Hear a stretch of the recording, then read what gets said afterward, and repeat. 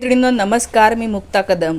काल कल्याणजवळच्या पिसवली गावामध्ये एक धक्कादायक प्रकार आढळला। तो म्हणजे ह्या गावाच्या कमानीजवळ रस्त्यावर गोणी भरून इलेक्शन कार्ड सापडलेले आहेत। अक्षरशः पोतभर इलेक्शन कार्ड, मतदान कार्ड सापडलेले आहे। हा व्हिडिओ एकदा तुम्ही पाहून घ्या। मतदार ओळखपत्र सापडली आहेत। यामध्ये बहुतेक ओळखपत्र ही कल्याण पूर्व नेतवली सूचक नाका या परिसरातील असल्याचं निदर्शनास आलेलं आहे। याच घटनेचे एक्सक्लुझिव्ह दृश्य सुद्धा आपण सध्या साम टीव्हीवर पाहत आहोत। मानपाडा पोलिसांनी ही ओळखपत्र ताब्यात घेतलेली आहेत। मतदार ओळखपत्र इथे कोणी नेमकी टाकली, इथे कुठून आलेली आहेत, या संदर्भात आता पोलीस अधिक तपास करतात। काल सकाळी साम टीव्हीवर ही न्यूज दाखवली जात होती आणि लोकमतमध्ये पण याच्याविषयीची बातमी आलेली आहे। याशिवाय नुकत्याच झालेल्या लोकसभेच्या निवडणुकीमध्ये कल्याणमधल्या 80,000 मतदारांना मतदानाचा हक्क जो आहे तो बजावता आलेला नाही आहे। कारण की मतदान यादीमधून त्यांची नावं वगळण्यात आली होती। त्यांची नावं नव्हतीच। 80,000 मतदारांचं अशी तक्रार आहे की याच्या आधी मी मतदान केलेलं आहे, पण यावेळेला आमचं मतदान यादीमध्ये नाव नव्हतं। तर ही जी घटना काल झालेली आहे आणि हा जो काही प्रकार मतदानाच्या वेळेला लक्षात आला की 80,000 लोकांची नावच नाही आहे, त्याच्यावरून एक लक्षात येते की ही जी काही इलेक्शन प्रक्रिया आहे, ज्याला आपण म्हणतो ना 100% सिक्युअर आणि निपक्षपाती वातावरणामध्ये त्या झाल्या पाहिजे, पण तसं झालेलं दिसत नाही। ज्या अर्थी मतदान कार्ड्स इतके सापडतात त्या अर्थी नक्कीच मला असं वाटतं की मतदान कार्ड्स लोकांचे घेण्यात आलेले असणार आहे आणि नंतर त्यांना तसंच पाठवून दिलं असेल की तुम्ही नंतर या। कारण की सेम प्रकार एका इलेक्शन प्रक्रियेदरम्यान सेम प्रकार एका ठिकाणी उत्तर प्रदेशमध्ये झालेला होता। त्या ठिकाणी अख्खा गावच्या गाव त्या गावातल्या लोकांना मतदान करायला गेल्याच्या नंतर त्यांचे कार्ड्स, त्यांच्याजवळ जे काही होतं ते सगळे कागदपत्र त्यांचे ठेवून घेतले आणि त्यांना सांगितलं की तुम्ही दुपारी या। दुपारी ते गेले, तर दुपारी गेल्याच्या नंतर त्यांना सांगितलं की थोड्या वेळाने या। असं करत करत ती वेळ निघून गेली, मात्र त्यांना मतदान करता आलं नाही आणि त्यांचे कार्ड्स जे आहे ते त्यांना मिळाले नाही। तर असाच प्रकार कल्याणमधल्या कुठल्या तरी ठिकाणी हा नक्कीच झालेला असेल। लोकांचे कार्ड्स घेण्यात आलेले असतील आणि नंतर त्यांना घरी पाठवून दिलं असेल किंवा पैसे घेऊन घरी पाठवले असेल किंवा काहीही याच्यापैकी झालेलं नक्कीच असू शकतं। किंवा असंही असेल की ही बोगस मतदान कार्ड्स बनवलेले आहेत।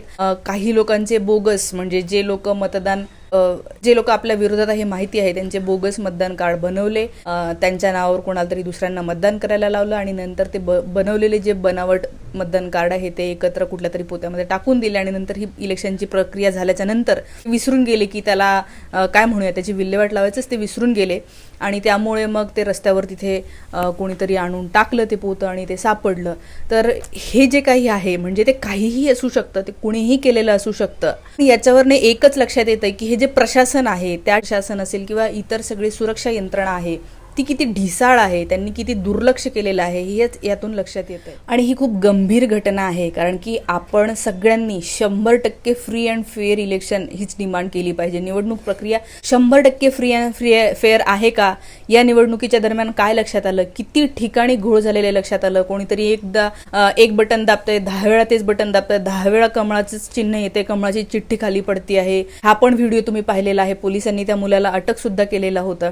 याच्यानंतर अनेक ठिकाणी मतदान प्रक्रिया स्लो केलेली आपण पाहिलेली आहे किंवा काही ठिकाणी मतदारांची नावच जी आहे ती काढून टाकण्यात आली। काही ठिकाणी जिथे मुस्लिम मतदार जास्त आहे त्यांची नावं मतदान यादीमध्येच नाही आहे, जी आधी असायची पण यावेळेला मतदान यादीतनं नावं काढून घेतलेली आहे।